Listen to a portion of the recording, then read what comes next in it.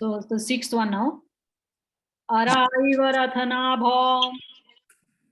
Ara Ara ivarathanabho. ivarathanabho. Prane sarvam pratishtitam. Prane Prane sarvam sarvam pratishtitam. pratishtitam. Rucho yajunshi samani. Rucho Rucho yajunshi yajushi samani. samani. Yajnaha kshatram brahmacha. Yajnaha kshatram Yajnashatram brahmacha. brahmacha. So now another beautiful upama, which is used very often in Vedic context, spiritual context, that the prana is like the axle of a wheel in which all the spokes are supported. So in a wheel, you have all the spokes going and connecting up with the axle. And when the axle moves, then the wheel moves. The spokes transmit the motion to the wheel, the outer rim, and the whole thing moves. So similarly, everything in the body is supported by prana. Till the time prana is doing its job, everything else also does its job in the body. Then he gives some, some really out of the box things which you would not really associate here. And there he says that the Vedic verses, which are classified as Richa and Yaju, it is Yajush in Sanskrit, and Sama. These three, that means all the Vedic mantras, and Yajna. Yajna means all the important benevolent deeds. Then Kshatram. So you are aware of the Varna system, Varna Vyavastha, where you have the four jatis. So you have, actually not jati, sorry, Varna. So you have, Brahman, Kshatriya, Vaishya, and Shudra. Shudra. So now here, what the Kshatriya has is Kshatra. That means the protective power and valor. And Brahma is the guna of the Brahman. So Brahma is knowledge, wisdom. Okay.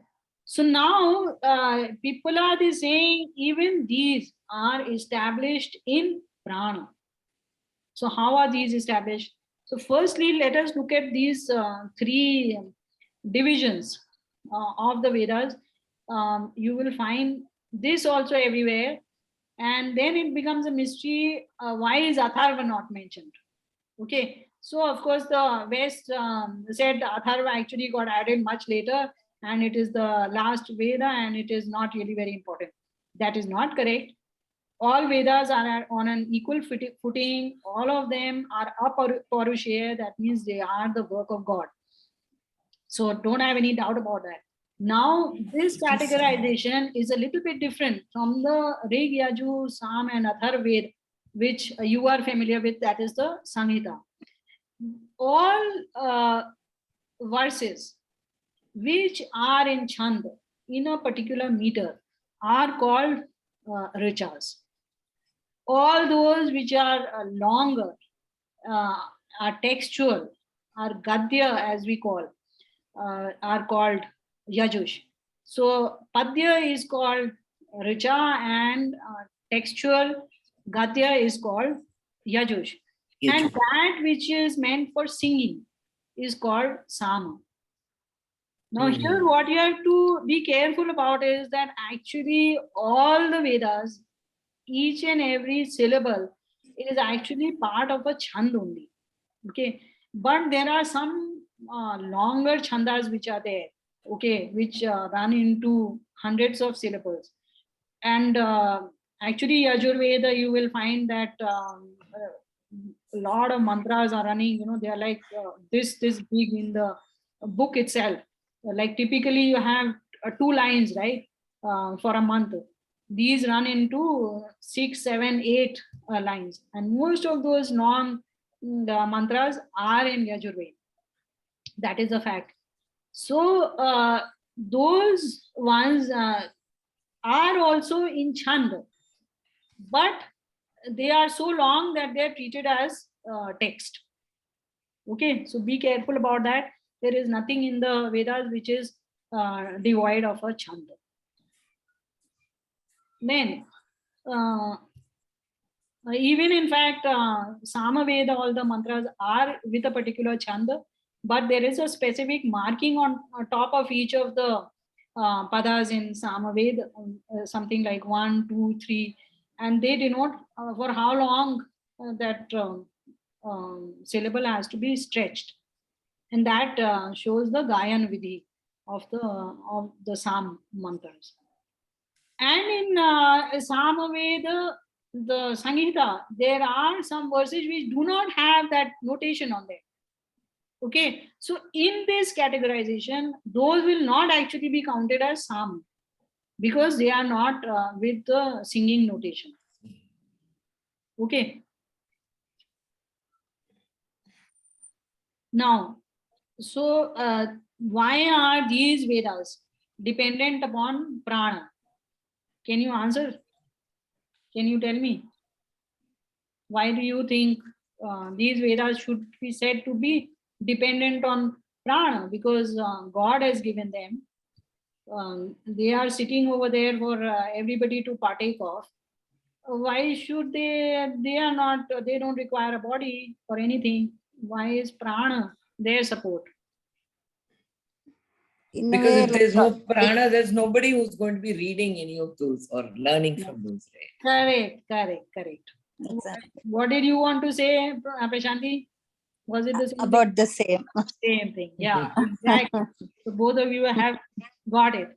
So because beings do these things, that is why these are also dependent on prana.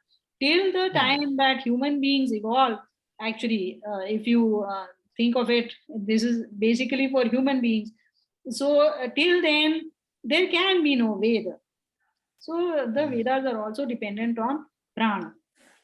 Similarly, yajna, one being the Agnihotra, the Havan that we perform, which is the most benevolent of all deeds, but all other deeds which are for benevolence, either for ourselves, which are good for us, or for anybody else.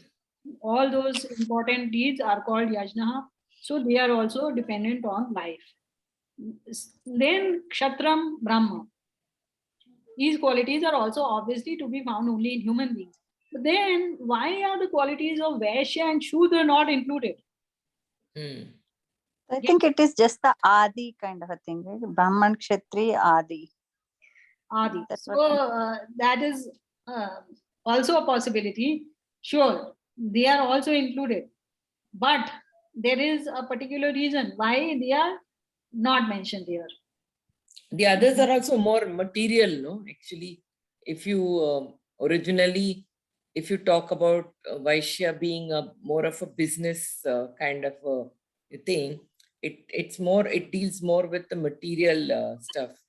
And Shudra obviously also doing the service part of it is also again very related to the material. Whereas the Brahman, well, again, it is talking about knowledge and enlightenment. Correct. And Kshatriya, I guess, will be included because of protection. Correct. If there's no life to be protected, then there is no other. Exactly right. So I think so in that terms is of the importance, thing that in terms of the qualities which are most important, which are the most evolved, you can say. Okay, the you won't find it in the lower beings at all. Are the ones of knowledge and protection, and that is why these two vanas are also given greater importance. Even in real life, actually, if you look around you, even an illiterate person can be a very good businessman. And Shudras are by definition illiterate in our Varna Vyavastha. So those people can exist without any knowledge whatsoever. But if you have to be in administration or even in the armed forces, or actually for politicians too, though it is not true in our system for some strange reason, democracy, I guess. So all these, if you have to administer a country, if you have to protect a country, then you have to be educated in certain arts, the art of war and the art of administration, etc. And Brahma, though he is knowledge personified, only the Brahman. So these are the important things, and these also depend on prana only. While I tend to agree, I'm also in a little bit of a disagreement here, because for life to exist, I think all the four varnas are equally important. If we are talking about the prana as being life, right? Though, the other two are more knowledge based, here are we talking about knowledge at all? Because when we say knowledge, it is about the knowledge of the paravidya only. But when we talk about the varna brahmana and kshatriya also, probably brahmana may be trying for the paravidya, but kshatriya is the protector again. So then kshatriya should also not have been included, right? So knowledge is firstly an abstract knowledge which is being referred to, not as in para or apara, but all knowledge. Okay, so all knowledge is considered good. Now, Vaishya and Shudra, there is no doubt that they are part of the four-wheeled vehicle which moves society. But again, when we look at the superiority, what is more important in terms of running society, then it has to be the knowledge which is there, which exists in that society, and the protection which the society has. If the society is not protected, what will the businessman do? He cannot even run his business because there is nobody to protect him. And if there is no knowledge, how steel is to be produced, how clothes, silk is to be produced, or if that knowledge also, if you see, it is coming down from the brahmanas only somewhere. Okay, the execution is being done by the Vaishya and the Shudra. So if that knowledge also does not exist, then again you are like a tribal. Okay, so it is not as if tribal society does not exist, but it is lacking in the Kshatriya and Brahma areas, and that is why it is not moved up. Okay, knowledge is primitive, its protection mechanisms are primitive, and that is why society as a whole has remained primitive. If they had good Brahma, if they had good Kshatriya, they would have moved up. And there also Brahma comes first, because what will you protect if there is no good knowledge? Yeah. Okay. So that was a good discussion we had. Now the next one. Prajapatischarasi garbhe tvam. Or Prajapatischarasi garbhe tvam. Tvameva pratijayase. Tvameva pratijayase. Tubhyam prana prajastu. Tubhyam prana prajastu. Ima balim haranti. Ima balim haranti. Yah pranah pratitishthasi. Yah praneh pratitishthasi. Yes. So they are continuing the eulogy. So they say, "O Prana, you are the Prajapati who moves in the womb, and you only are born again. For you, O Prana, all this Praja." We will look at the meaning of Praja here in detail. They bring Bali, that is presence. for you. For you who are split into that five, and you exist in this body in those five forms. So prana has many pranas. Pratitishtasi, you are situated in this body as many.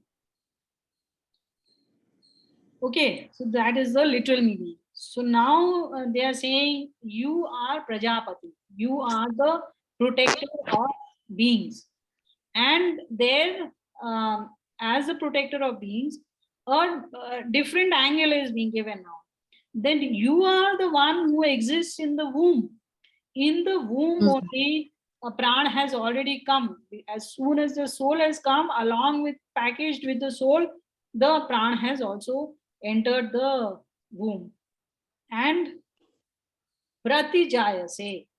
So this prati has a special meaning. While the commentators have said that the baby is born as a kind of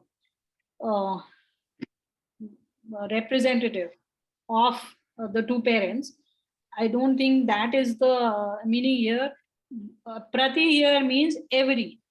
So in every child, you are the one who is actually being born. That means every child represents you because you are life itself. Okay. Then now tubhyam prana prajaha tu imaha balim haranti. O prana, for you, all these praja get the presents for you. So this praja here is actually everything which the body is consuming, particularly as food. So whatever you are taking in to survive, for life to continue to exist in this body, is actually going ultimately to enhance prana only. So all the circulatory system and the alimentary system and your pulmonary system is finally feeding prana only. The ultimate consumer of everything which is taken, water and food, is the elongation of life, that is the enhancement of prana. Okay, so all these various systems which are in the body, which are basically involuntary systems. We have two types of activities going on in our body, right? One is our voluntary activities, where we are moving our hands, looking here and there. All those are voluntary activities, and typically those are all associated with the indriyas, the jnanendriya and the karmendriya. And what is not counted over here are the involuntary things which are going on in your body, which are actually what prana represents. So prana is an embodiment of all those involuntary body activities which are happening. It is the essence, you can say, of all those, because uh, there is this thing in called life, which is so difficult to pinpoint. So our ancients have said that this actually is pran only, and this pran, there, as you will see, is further subdivided into five, and it covers these various systems. So that is what is being referred to over here. That all these things which you are consuming through your through those various pranas which you have subdivided yourself into, they are coming and feeding you. They are all those presents are for you only. Okay, clear?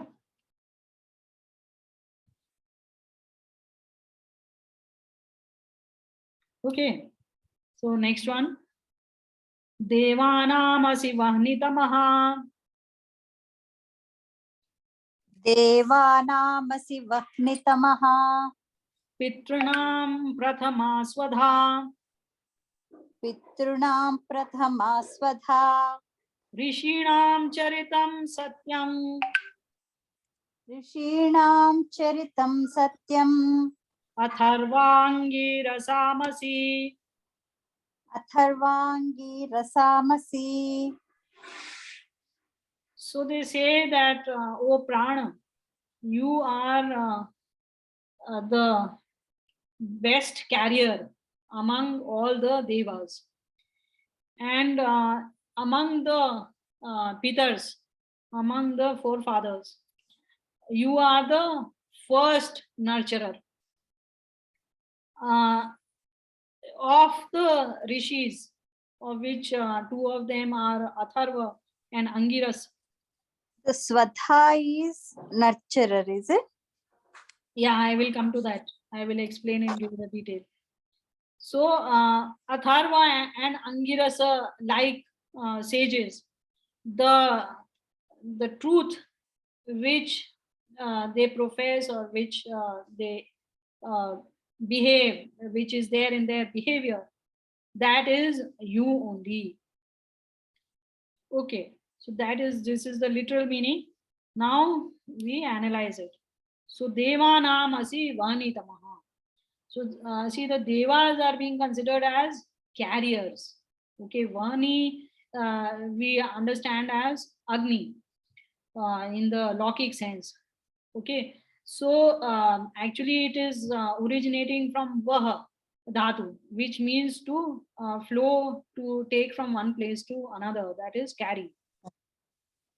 The Vahan. Vahan, correct. So vehicle also actually the original root means to transport from one place to another place. Correct. So you are the best transporter. So just look at these other elements. Okay, Akash, does it transport things from one place to another? It does, right? It is giving room so that things can move from one place to another. If there was no room, you cannot move only. So it is providing for transport. Then Vayu. Vayu is anyway clearly moving things. Moving. Okay. Then Agni or Tej, any kind of energy is required for movement. So that is also providing movement. Then Jala, Jal is also providing movement.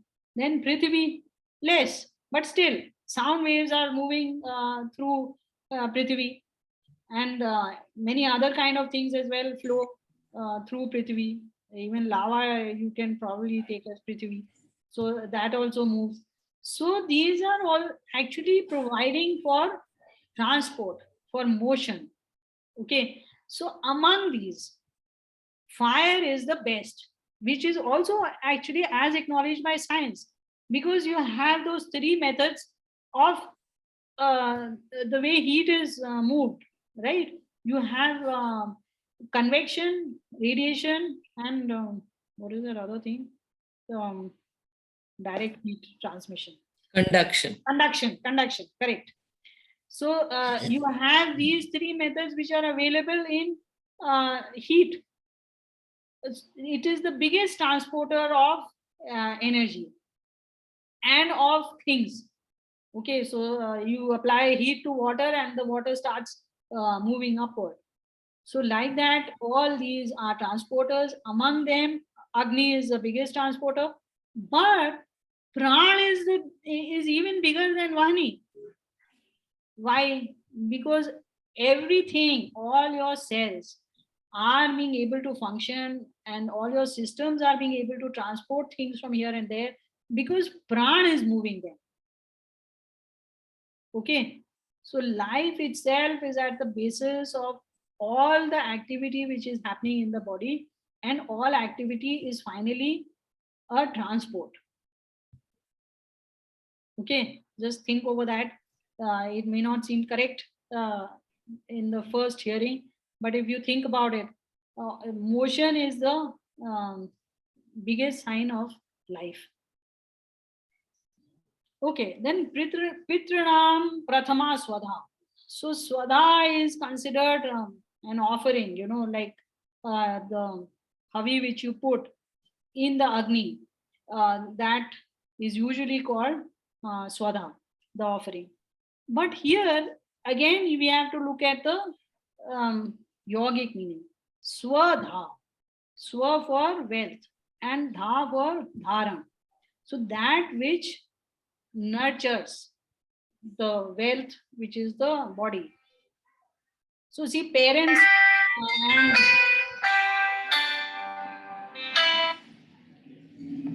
parents and grandparents, they are the first ones who take care of the child, of the being.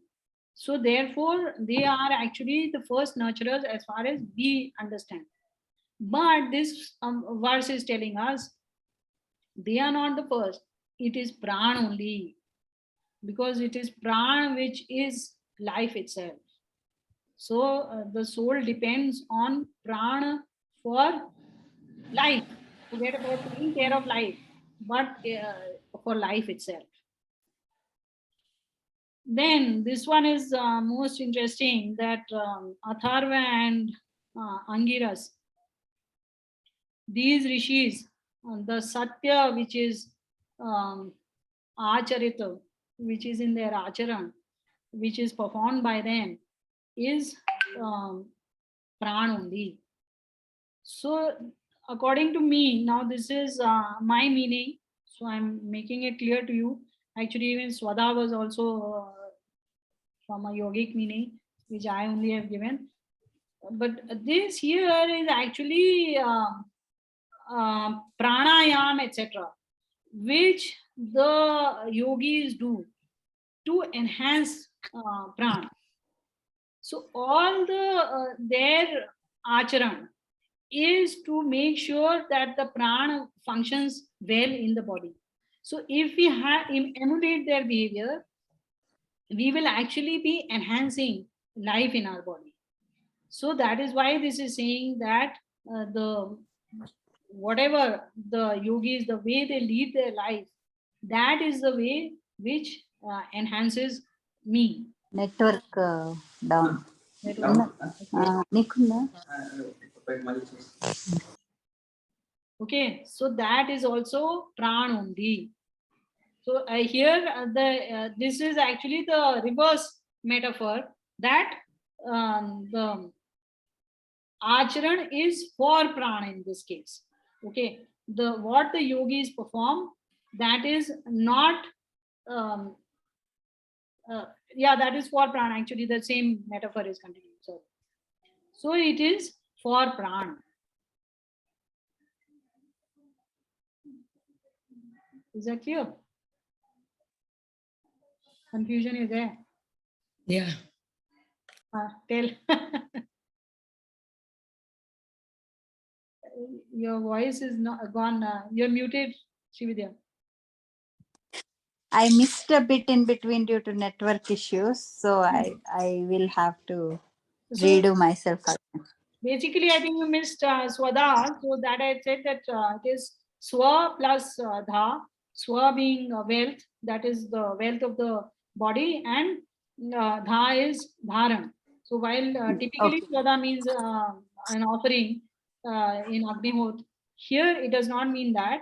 It means that the nurturing of life. So the parents are supposed to nurture, be the first nurturer for the baby, but before that, even Is the God pran. is the one which itself gives life. Yes, continue, Vidya. Yeah, so that is so understandable.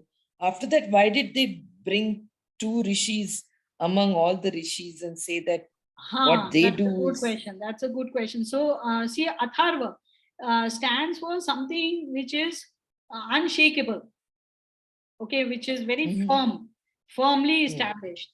And Angirasa is the rasa of the Angas, okay, that which nurtures the Angas. So actually, that is why I have said that this refers to pranayam, because with pranayam, you make your breath more sthir in your body. Okay, it becomes longer, it becomes more established. It doesn't move up and down, so it becomes quieter. And then angirasa, uh, pran only is the rasa of the angas, as we are talking about again and again. So these pranayamic practices, they ensure that prana goes to each part of our body. See, the moment prana doesn't go to a part of our body, that is the part of the body which starts rotting. Okay, for example, gangrene is a very good example, where in the extremity of your leg, prana has stopped going. Once prana has stopped going over there, that part is no longer living. And if it is not living and connected to a living piece, it starts rotting. Okay, so that is what is meant by enhancing this angirasa. That means enhancing prana going into each and every part of your body. That is why again and again I would like to encourage you to please do pranayam as a daily practice. If not daily, at least do alternate, and make sure that all parts of your body work well. This is a very simple method of staying fit. Okay. If there are no other questions, then we'll do our Shanti part. Prashanti, are there any questions? I think I'm okay, Uttaraji. Okay, good. So then we will do our Shanti part.